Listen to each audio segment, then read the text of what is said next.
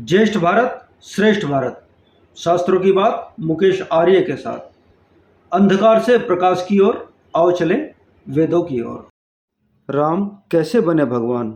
राम के भगवान बनने की कहानी महाराजा रावण की जुबानी। राम से युद्ध हारने के बाद महाराजा रावण ने राम से कहा, भाई ही भाई को भगवान बनाता है।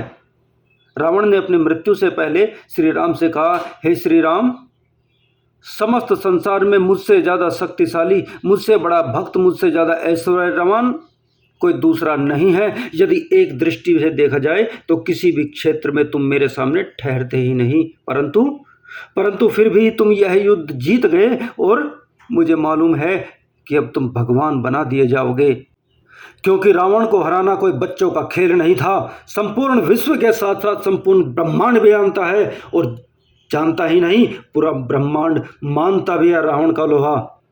इस भ्रम में मत रहना राम कि तुम्हारे भगवान बन जाने का श्रेय तुम्हारे चरित्र और तुमको जाता है। राम, यह श्रेय तुम्हारे सभी भाइयों को, और तुम्हारे भाइयों को ही नहीं अपितु उनकी पत्नियों को भी बराबर का श्रेय मिलना चाहिए। क्योंकि हे राम, तुम्हारे भाई और तुम्हारे भाइयों की पत्नी अगर चाहती तो तुम मुझ पर विजय प्राप्त नहीं कर सकते थे, मेरा नाश नहीं कर सकते थे। तुम्हारे पास लक्ष्मण जैसा सेवक भाई है तो सती उर्मिला जैसी भाभी भी है।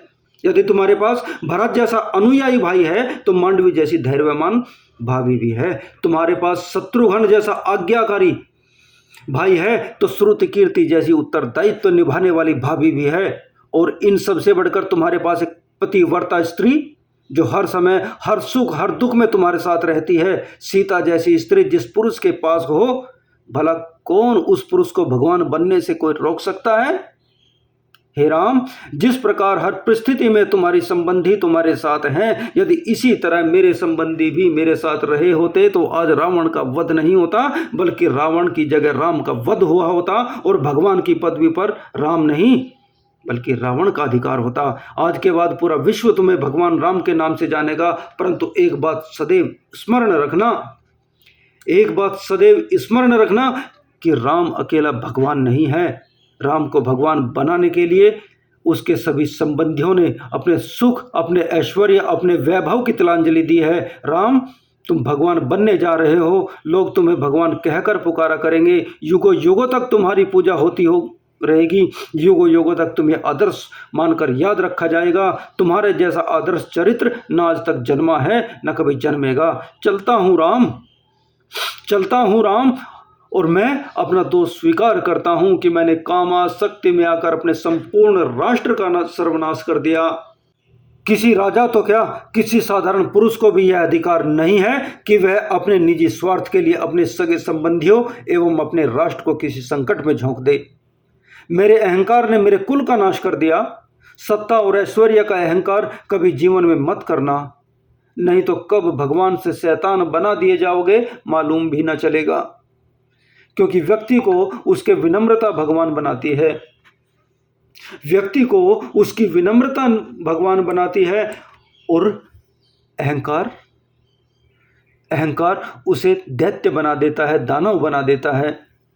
यही कारण है कि विसर्वा कुल में जन्म लेने के बाद भी मैं रावण अपने अहंकार के वशीभूत होकर दैत्य बन गया, दानव बन गया, राक्षस बन गया। चलता हूँ श्री राम, सुखपूर्वक मृत्यु को प्राप्त हो रहा हूं, क्योंकि मैं एक आदर्श पुरुष के हाथों मोक्ष पा रहा हूं। श्री राम का नाम जाप कर महातपस्वी, श्रेष्ठ वेदाचार्य, महापंडित रावण मोक्ष का वर्ण कर लेते हैं। साहबहार मुकेश आर्य। दोस्तों, श्रेष्ठ भारत के श्रेष्ठ चरित्रों को मैं आपके सामने लेकर आता हूं। मेरा चैनल अच्छा लगे, मेरे विचार अच्छे लगे तो सब्सक्राइब कीजिएगा, लाइक कीजिएगा और कमेंट जरूर कीजिएगा।